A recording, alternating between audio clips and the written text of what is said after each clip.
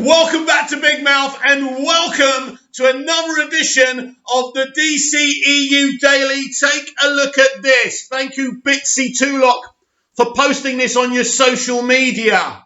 What kind of studio hates Clark Kent? What kind of studio hates this version of Superman? But Mick, what are you talking about? Look what they've done. It's amazing. It is amazing. But will he last? How long can Kal-El, Clark Kent, who works in the Daily Planet and is the last son of Krypton, how long can he survive with WB Studios? What kind of a studio hates Clark Kent? WB Studios do. Last week we had an announcement that we would have a new Superman written by a social justice commentator and produced by J.J. Abrams. Very exciting. Rumours are it will be a Superman of colour. Very exciting. As I said yesterday, I would absolutely love to see a Superman of colour and a white Superman, Kal-El, the last son of Krypton, standing together. A multiverse story, whatever you want to call it. But this is not what these people want. I believe that they want to delete Kal-El from all media. Isn't it interesting that in 2019 it was announced that Superman would be rested? What they should have told us is that Clark Kent was going to be rested and dissolved. From the movies, at least. Think about it. In 2019, when the Hollywood Reporter had that big article saying there wouldn't be any Superman movies for the foreseeable future, he was being rested. They didn't feel Superman could be successful. Yep. Anyway, right? In the same report, we were told on the same day that Michael B. Jordan would be playing a multiverse version of Superman in a movie. So wait a minute. Clark Kent's Superman, Kal-El, the last son of Krypton, wasn't viable, but a Superman starring Michael B. Jordan was viable. Michael B. Jordan.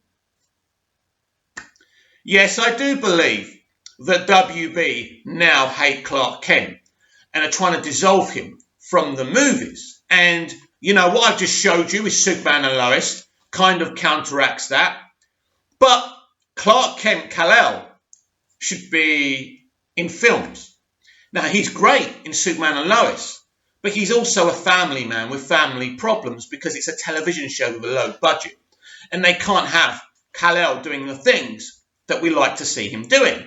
We could see things like this a little bit, but look how awesome this is. How can you say that that character standing there is not viable? How can you hate Clark Kent? How can you diminish him? And I'm sorry, as much as I love the pilot episode of Superman and Lois, one iteration where he's a family man having to balance being a superhero and his children and his wife and the relationship with them is great, it's compelling, it's interesting. Thank you very much. But if you're telling me I never get to see Clark Kent, Kal-El, the last son of Krypton, on the big screen again, that concerns me. That you are attempting to delete Kal-El from Superman canon. Because this is how these people work. This is why we're swapping iconic white characters and recasting them with actors of colour. This is what's happening. They're not interested in Kal-El Superman and the Superman of colour standing together in a franchise together in a multiverse platform. They're not interested in that. They've got Henry Cavill, a Shakespearean, thespian-trained fucking actor who gave us a brilliant performance in Man of Steel and BVS, right? Whatever happened in Justice League wasn't his fault. And I suspect we're going to get at least 2 hours of him in Zack Snyder's Justice League Snyder Cut. But the evidence to the contrary is that Warner Brothers and Warner Media don't feel this way. That they want to delete Clark Kent, Kal-El, the last son of Krypton, from all canon and replace him with this Superman of colour. You will not win. Do you understand for how many years people have looked up to Clark Kent, Kal-El, the last son of Krypton? This isn't about black versus white. This is not about social social politics. It's not. I'm excited about the Superman of colour. I want to see him. It'll be cool to see Michael B. Jordan challenged with the role and to direct the movie as well. I think that would be awesome. I can't wait to see kind of the behind the scenes photos that people are going to get, the trailers, the TV spots, and the actual movie. And God knows how awesome the poster will be. But Superman of colour and white Superman should be standing together. That's how you fight injustice, not by deleting the most iconic version of the character and replacing him with a Superman of colour. And this is exactly what they want to do. Why do you think they rested Superman for so long? They've been waiting to do this for a very, very long time. But here's the problem for WB's hate of Clark Kent. They dropped this news the other day. It wasn't trending after the first 24 hours. This is really bad. In fact, while Zack Snyder was doing his IGN Fan Fest, of course, Zack Snyder's Justice League and Henry Cavill's Superman were trending. So what did WB do? They got Hollywood Reporter from Variety to repost the articles of the Superman of colour produced by J.J. Abrams. Guess what happened? Nobody bit. Nobody was interested. Of course they were doing it because they were scared what was going on the other side. Shit! Henry Cavill's Kal-El, last son of Krypton Clark Kent Superman, is trending higher already. In fact, the pushback for support for Henry Cavill when they first announced it, I even think that Henry Cavill's Superman was out trending the news that J.J. Abrams would be producing a Superman movie. Whatever they try, they cannot destabilise Zack Snyder's Snyderverse and Zack Snyder's Justice League Snyder Cut. And it is killing them. They are in such big trouble now. I came to you from a source yesterday and did a video, and I did a DCEU Daily, and I told you that Henry Cavill has given, allegedly, an ultimatum to WB. Give me Superman, I go to Marvel. We're in a very dangerous position here as Superman fans and Henry Cavill fans and DC fans. This would be the biggest L ever if Henry Cavill was to walk over to Marvel. But what do you expect him to do? How long can this young, aspiring actor in his peak wait? Henry Cavill doesn't want to go to fucking Marvel and play Captain Britain, right? Do you think he's been reading Captain Britain all his life? No. He loves Superman. He wants to play Superman. One of the great actors of this time, physical specimen, great looking guy, really talented, wants to keep playing Superman, but WB is stalling. It's the same thing again. Why? Why are they stalling? Why, when you've got everything to give us a great Superman movie, you don't want to do it? You are not going to replace Kal-El, Clark Kent, the last son of Krypton, with a Superman of colour. People are not going to forget. People will push back against your project. But if you have a Kal-El, last son of Krypton movie, as well as the Superman of colour movie, people will embrace everything. In fact, that is standing up to injustice and racism. But what you're proposing to do, and I know this is exactly what you're proposing to do, in deleting and replacing Kal-El, the last son of Krypton, with this new Superman of colour, you damage what you are attempting to do. In fact, you show that you are the misogynists and the racists and not the fans. Because the fans want to see this Superman of colour, but they do not want Kal-El, the last son of Krypton, to be replaced by him. Why would they? This would be the utter symbol of hatred. And this, my friends, and I'm getting really emotional now, I need to calm down. This, my friends, isn't about hatred, misogynism, or racism. This is about defeating injustice and love and compassion. There is no symbol in the world that means it more than this. It means everything to me, and I know it means a lot to the rest of you watching here today. And I think you would agree with me if Clark Kent, Kal-El, the last son of Krypton, the person we've always known as Superman, was replaced by a Superman of colour and not standing together with a Superman of colour, both having their films, both crossing over one day. What a great event, right? If these people are doing what I think they're going to do, then I think we're all in trouble. Society's in trouble, because when this stands for nothing but hatred and toxicity and alt politics, then we really are in trouble. So, Warner Brothers, if you're thinking of deleting Kal-El, the last son of Krypton, Clark Kent, from live action canon, you've got a fight on your hands. And this is a really important article by May Adebaki. I hope I haven't killed your name, from Screen Rant. And this is an article that was put forward to me by Scott Edwards. Thank you, Scott, because this is very, very, very important.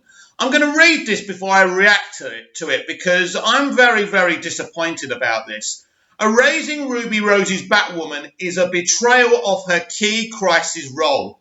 Ruby Rose left the Arrowverse last year, but a Superman and Lois special erased her key role as Batwoman from the Crisis on Infinite Earths crossover.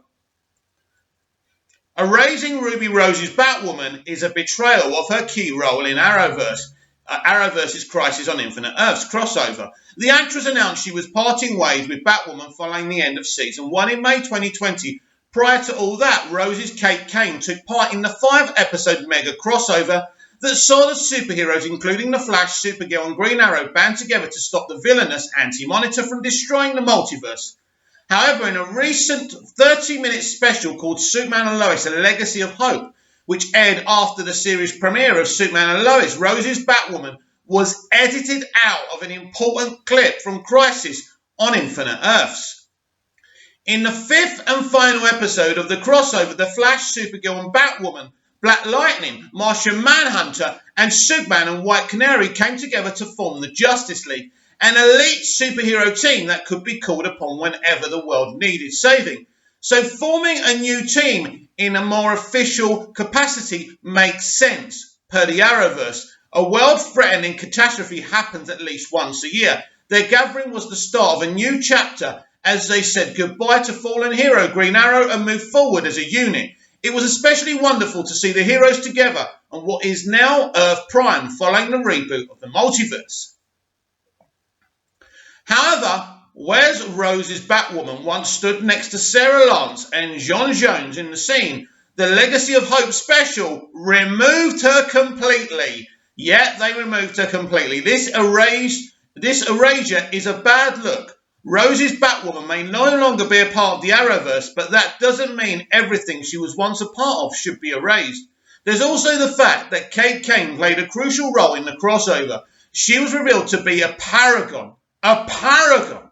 So the Paragons are supposed to be very special members of the Arrowverse Justice League. Let's not forget that.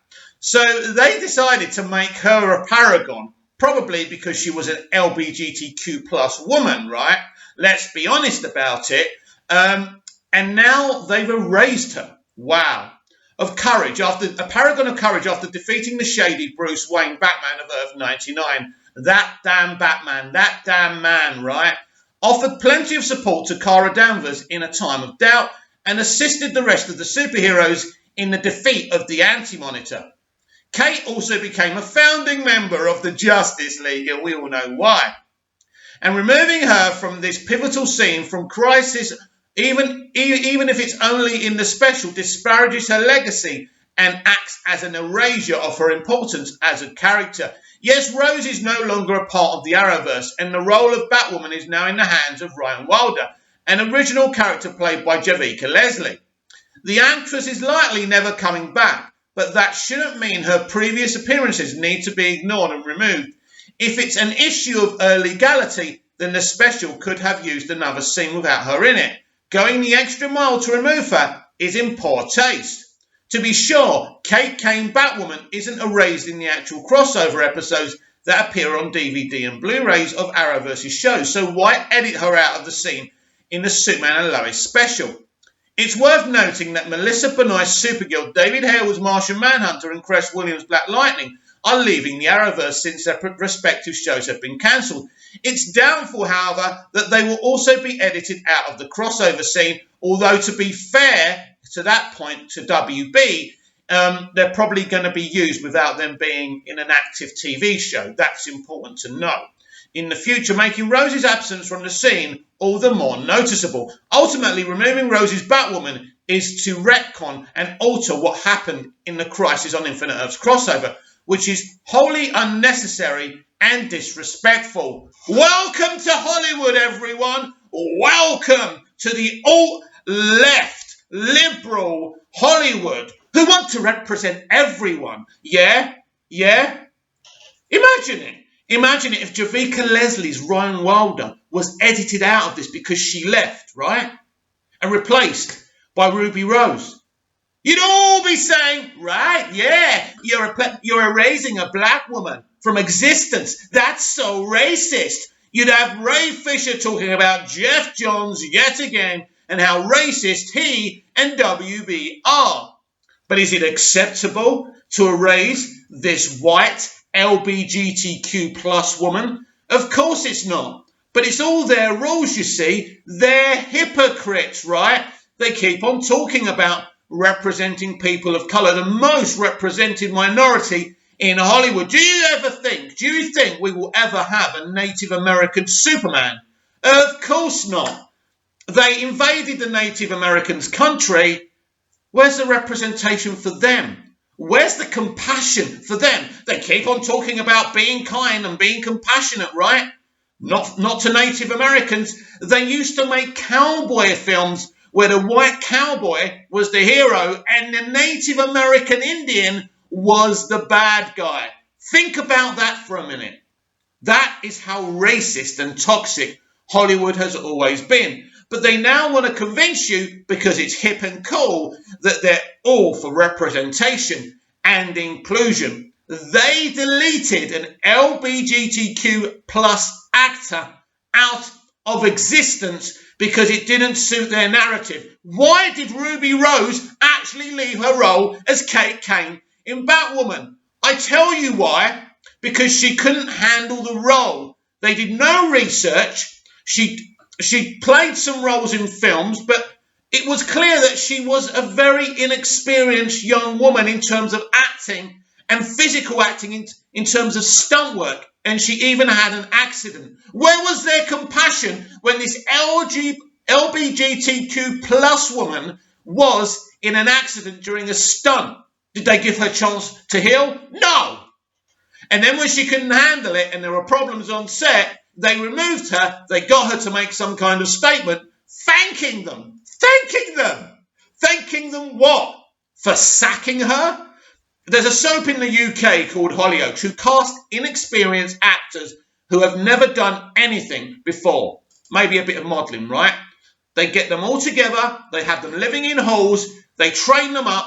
They're compassionate and patient with them. A soap with a low budget knows more about dealing with inexperienced young actors than God Almighty Hollywood.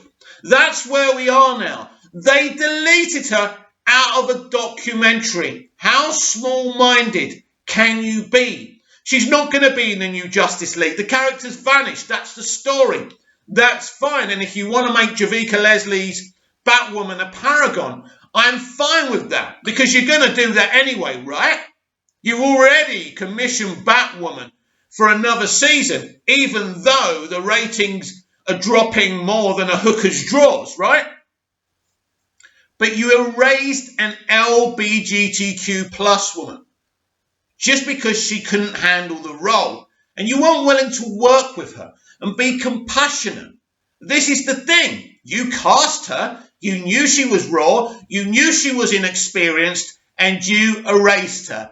And this, my friends, is your Hollywood. Don't tell me these are good people. These are the most toxic people. Then they go on Twitter, triggering mental unstable people, and then they wonder why those people react aggressively. Yes, I'm angry about this. I've got no love for the Batwoman show because we all know why it's there, why it's happening. Batwoman is an epic character in the comics, and they have adapted her poorly.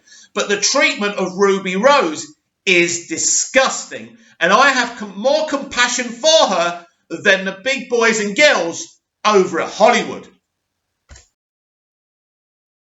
Guess who was trending yesterday? Yes, Mr. Zack Snyder. It was his 55th birthday.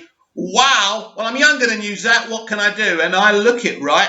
Anyway, yeah, so a big day for him yesterday. The guy always trends and Hollywood hates him because he's a nice guy with a different take. They hate him because he's different.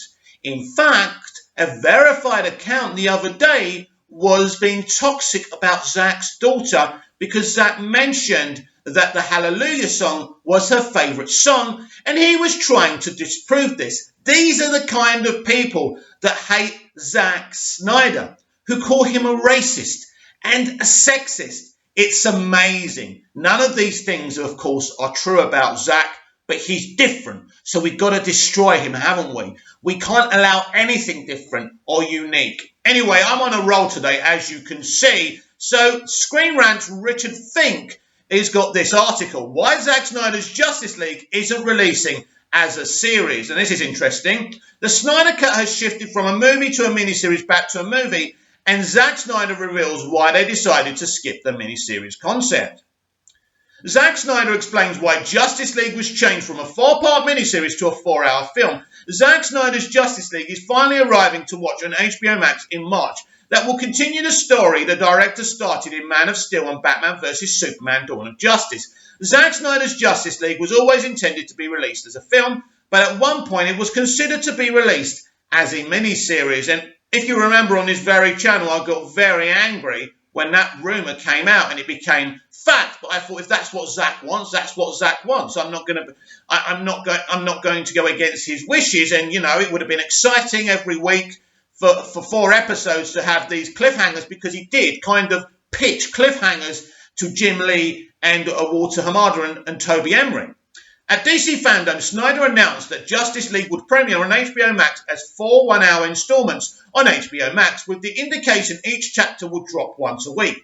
This makes a certain amount of sense, as HBO Max will become a major home for DC Entertainment miniseries, including the upcoming Peacemaker, spinning out of the Suicide Squad and Gotham PD, which will serve as a prequel to the Batman, while Zack Snyder's Justice League would have been a fitting first start to the DC miniseries. That plan was scrapped, and the reason why is now revealed.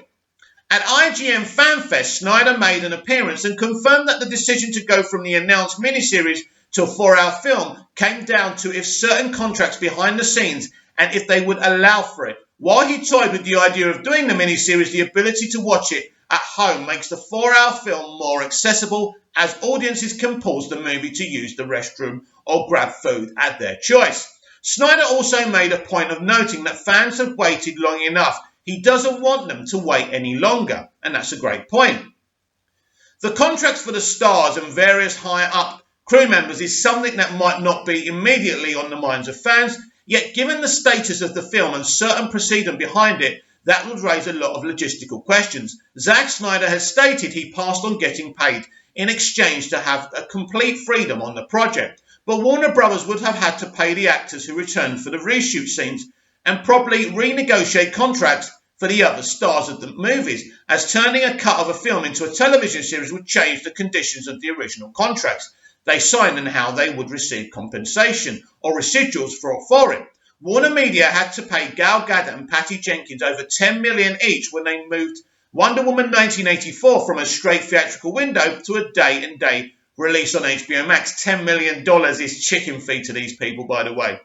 Another factor for the change might be AT&T's decision to launch all their 2021 films in theatres and HBO Max. Simultaneously, when the Snyder Cut miniseries was announced in August 2020, HBO Max was still a new streaming service, and the COVID-19 pandemic put a delay on a lot of the new programming they had planned. Stretching Justice League across 4 hours, 4 weeks would be a good way to get people to stay signed up for the app for a month and hopefully carry over until the next big project. Now, though, with the stream of high-profile movies, they are now spacing out the bigger projects, so nothing is lost in the shuffle. Zack Snyder's Justice League now arrives on HBO Max 2 weeks before Godzilla vs. Kong and the whole month before Mortal Kombat. With theatres not quite open yet, HBO Max will be providing fans with a month full of highly anticipated films they can enjoy from home. That's true. I think the factor here is the deciding factor is that they decided to stream their movies on the platform as well as movie theatres were open, so they didn't need to drain Zack Snyder's Justice League. It was their decision, and Zack had to go with it because he wanted his movie to be seen. That's the truth. Zack never wanted a TV series, but he fought them on so many other things, like releasing his film as a rough cut, that he had to agree to this. It was a small price to pay, but when they decided to release all their movies on HBO Max, they didn't have to drain the well, which is Zack Snyder's Justice League Snyder Cut. So I'm happy that we can see it as a 4-hour movie. And as Zack has already said, we've waited long enough. One of the things I'm really excited about for Zack Snyder's Justice League is his over 4-hour soundtrack from the master who learned everything from Hans Zimmer, Junkie XL, Tom Hokenberg. What a composer he is. And Humza Hussain from Screen Rant tells us this. Ben Affleck's Batman has all new theme in Zack Snyder's Justice League score. According to the film's composer, Junkie XL, fans will hear a brand new theme for Ben Affleck's Batman in Zack Snyder's Justice League score.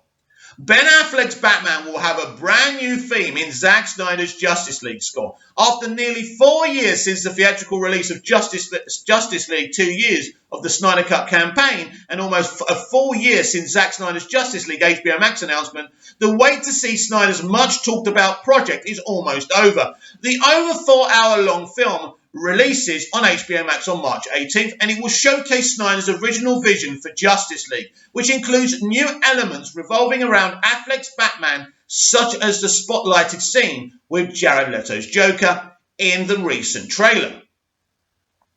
Affleck's Batman originally debuted in Snyder's divisive Batman vs. Superman in 2016, and it was an older, much darker version of the hero. His theme in that film, which was created by Junkie XL and Hans Zimmer, also reflected the tone of not only Snyder's DC universe, but also of the Batman character, including a track titled A Beautiful Lie. And what a beautiful piece of music. It really is. I could listen to it forever. It actually helps me when I'm practicing emotions in the mirror for acting and stuff. It's absolutely fantastic. Who needs RADA, right? Although I did my RADA. Anyway, that even highlights Bruce Wayne's tragic past in Justice League. Affleck's Batman evolves into a more positive force trying to assemble the superhero team. But unfortunately, in the 2017 theatrical cut, Junkie XL's music accompanying this journey was removed. One of the many changes, instead, Danny Elfman's nostalgic 1989 Batman score accompanies the Caped Crusader. Now, I just want to talk about Danny Elfman because I know a lot of people in the Snyderverse haven't got very nice things to say about him. Danny was brought on by his friend Joss Whedon. He couldn't see the movie. He had to see kind of artwork for the movie to compose a theme. Now, personally, I think that Danny did the best job he could do, but ultimately, we are in love with Zimmer and Junkie XL's music for Zack Snyder's Snyderverse, and that's what we wanted. Replacing him was outrageous, but let's be absolutely clear here. Danny Elfman is a fantastic composer. He did the Batman movies for Tim Burton. He's done so much, and he did the Simpsons theme as well. How they got him to do that, he really is amazing. So I have no hate for Danny Elfman. He came in to do a job, and he did it to the best of his ability. In Snyder's Justice League, Tom Hokenberg's Junkie XL score will return, but the composer has revealed fans will also hear a new Batman theme. In an interview with the film Junkie XL discussed scoring the Snyder Cut of Justice League. The interview touched on the existing themes of Superman and Batman, and was about to tackle composing themes for other superheroes in this ensemble project before Junkie XL provided a little premiere regarding Affleck's Batman. According to the composer, Batman has a whole new theme in this movie, which focuses on his motivation in the film, as opposed to his tormented past like his Batman v Superman theme does. And this is what Tom Hokenberg, Junkie XL, had to say. Batman, very tormented character, but the most beautiful thing about Batman, he's actually not the real superhero in this movie compared to the other guys. He's just a guy that has a lot of money. So funny enough, he has this very tormented past. So in this particular movie, the focus is a little less on his tormented past, and it's more focused on the motivation to bring the crew together. So that is his primary goal. The logic behind introducing a brand new Batman theme for the upcoming Justice League is sound and similar to the opening of Snyder's Justice League, which recaps Superman's death. It ties into the evolution of the character in Snyder's original story. Considering the upcoming Justice League will allow the director to tell his story at his own pace, there will arguably be more meaning and impact when hearing Junkie XL's new Batman theme, compared to Elfman's Batman theme in Whedon's version. Again, I like Elfman's Batman theme from the Tim Burton verse. I do. And it was kind of exciting that he was going to do it. But it has no meaning in the Snyderverse. It doesn't have any meaning for Batfleck. It was a stupid thing to do. And it was obvious why they were trying to do it, because they had no fresh ideas of their own. Because the schedule of release was the same for Zack Snyder's Justice League, and they just didn't have enough time. The theatrical version of the film was a cluster of different ideas, and Elfman's theme was randomly inserted and had no real impact in the film, aside from bringing a little nostalgia. Although Affleck will return as the Caped Crusader in the Flash film, his time as Batman seems to have come to an end. Well, it hasn't, has it? Because he's going to be in the Flash and Zack Snyder's Justice League Snyder Cut.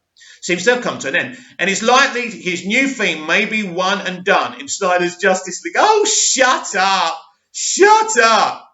Is one and done in Snyder's Justice League. Although Snyder has expressed a desire to see his Batman battle Deathstroke on screen, and fans will get to see the original setup for Affleck's Batman film in Justice League. Warner Brothers looks to be heading in a new direction with the DCEU. However, the news of a new Batman theme does add another layer of excitement for the upcoming Justice League, and perhaps will even spark a stronger desire from fans to want to see Affleck continue as Batman. It's like Henry Cavill. Even the people who don't like Snyder's work with the DCEU love the casting. Batfleck, his casting at first was met with toxicity and anger. But when everybody saw his performance, they loved him. I think people think of him now as the definitive Batman. I know that I do. And Screen Rant's Junkie XL continues to talk about his soundtrack for Zack Snyder's Justice League Snyder Cut. This is by Graham Gutman. Junkie XL reworked his score for the original Justice League after being removed as composer for the film when Zack Snyder left. Junkie XL's score for Zack Snyder's Justice League is completely new for the 4-hour cut. Junkie XL's score for the original 2017 theatrical cut of Justice League was just one of the many things that were changed when Snyder left during post-production. Snyder was replaced by Joss Whedon, who severely altered his vision, including the music for the film. Junkie XL was replaced by Danny Elfman in the theatrical cut, and like much else, the end result was vastly different from what Snyder or DC executives had envisioned. Junkie XL has scored a slew of films since 1998. His first foray into the scoring of superhero films happened in 2014 when Junkie XL composed the score for The Amazing Spider-Man 2, I didn't even know that, starring Andrew Garfield. Since then, he has scored hits like Mad Max Fury Road, Deadpool, I didn't know this, Alita Battle Angel, I didn't know that, and he has also worked in the DCEU before scoring Batman v Superman Dawn of Justice for Snyder. Coming up, Junkie XL's music will be featured in everything from Snyder's Army of the Dead to HBO Max's other big March release, Godzilla vs. Kong. He's a busy lad, isn't he? As well as the upcoming Mad Max prequel, Furiosa, that's how you say it. Before that, though, Junkie XL is going to be releasing his 4-hour score for Snyder's Justice League in its entirety. And the composer went into detail about it for the film Junkie. Junkie XL said that his score is vastly different than what he composed in 2015 and 2016 for the original cut. Instead of reusing what he already created, the composer said the score felt tainted and set to work on new music for Snyder. Now, this is information I didn't know, and this is awesome.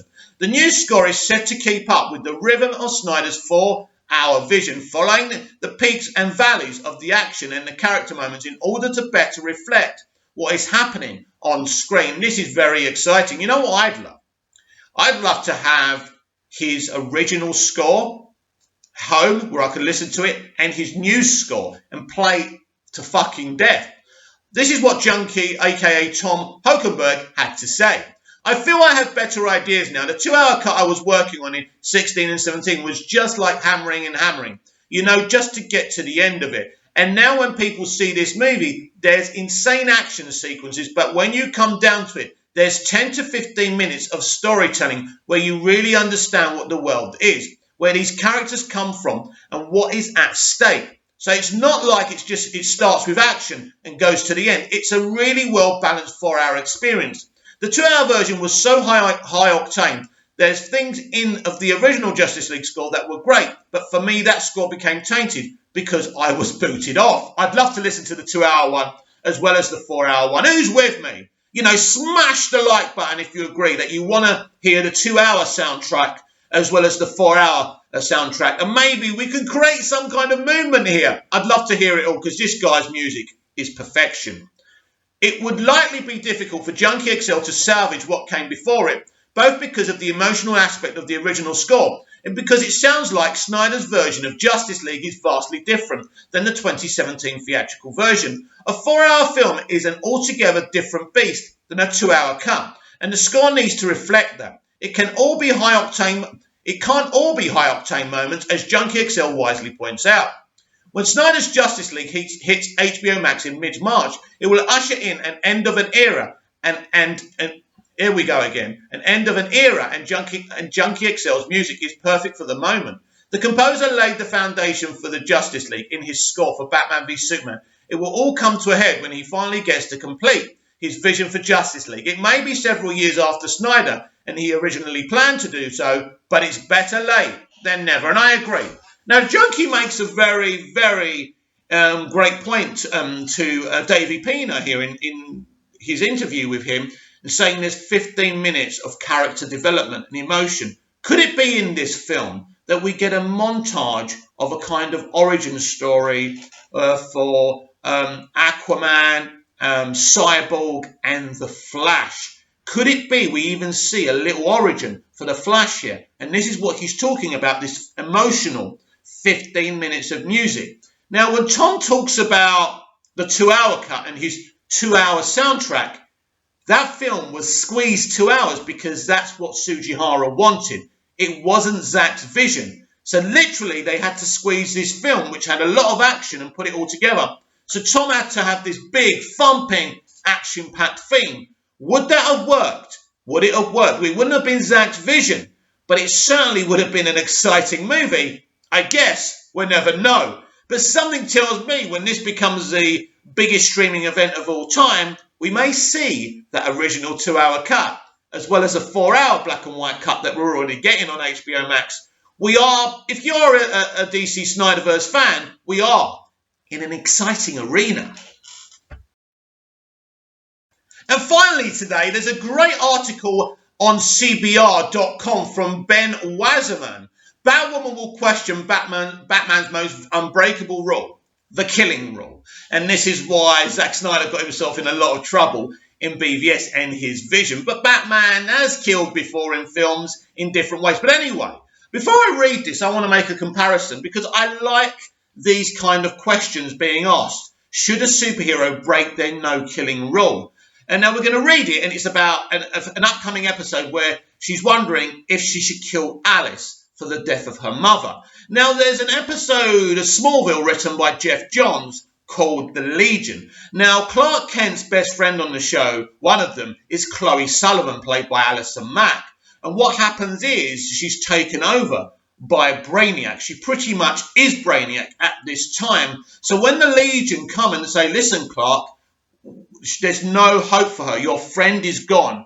You have to kill the vessel of Brainiac, which is his friend, Chloe Sullivan. And so all through this episode, Clark is like, there's no way I'm killing my best friend. There must be another way. But there is a moment when he talks to Lana Lang in her office where he says, maybe they're right. Maybe there is no other way. And Lana reminds him who he is. And really, I like what Johns does with this episode of Smallville Legion. He puts Superman's no-kill policy on trial But ultimately, his no-kill policy stands the test of time, and they find another way to defeat Brainiac and save Chloe. Now, that's Jeff Johns, a talented writer, whether you like the guy or not. Now, unfortunately, I don't think Jeff Johns is writing an episode of Batwoman, so let's have a look at this. The synopsis for Batwoman's upcoming episode teased Ryan Wilder considering whether to break the no-killing rule to get vengeance on Alice. Batwoman may challenge the cow's no-killing rule in its 7th episode. The synopsis for the Season 2, Episode 7, It's Best You Stop Digging, hints that Ryan Wilder, Javicia Leslie, seeks vengeance against Alice, Rachel Scarston, for killing her mother. There's a problem, of course, with this. We know that Rachel is too precious to the show to kill off. So we know it's not going to happen. But it's good to put these values and morals, these age-old values that Batman and Superman have always had, on trial. Batwoman Season 2 revelation came after Ryan and Alice's stories find a common goal.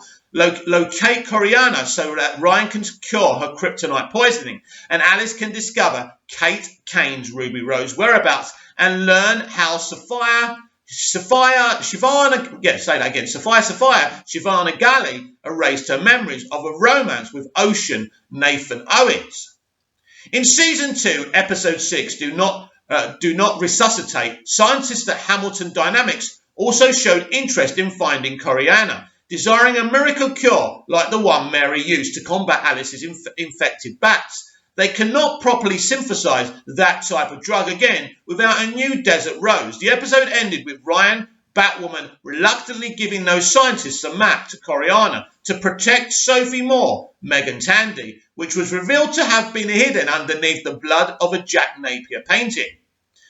Batwoman Season 1 regularly tested Kate Kane's relationship with the no-killing rule, something long equated with Batman's moral code as a crime fighter. Crisis on Infinite Earths provided Kate with a cautionary tale of this violation when she met an older alternate universe Bruce Wayne, played by longtime Batman voice actor Kevin Conroy, who had forsaken his aversion to murder long ago and became a broken man as a result.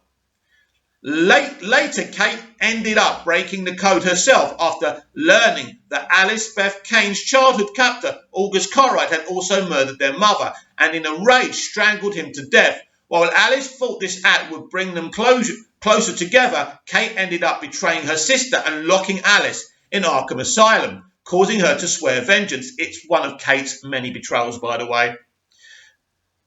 The official synopsis for Season 2, Episode 7, It's Best You Stop Digging, reads, Crossing the line. As Ryan's Javicia Leslie condition worsens, she questions Batwoman's no-killing code. When she realises the opportunity to avenge her mother is slipping away, Tatiana guest star Leah Gibson fills in the gaps for Alice, Rachel Scarston, about her time on Coriana and her history with the Ocean. Guest star Nathan Owens, also starring Dougray Scott, Megan Tandy, Nicole Kane, blah, blah, blah.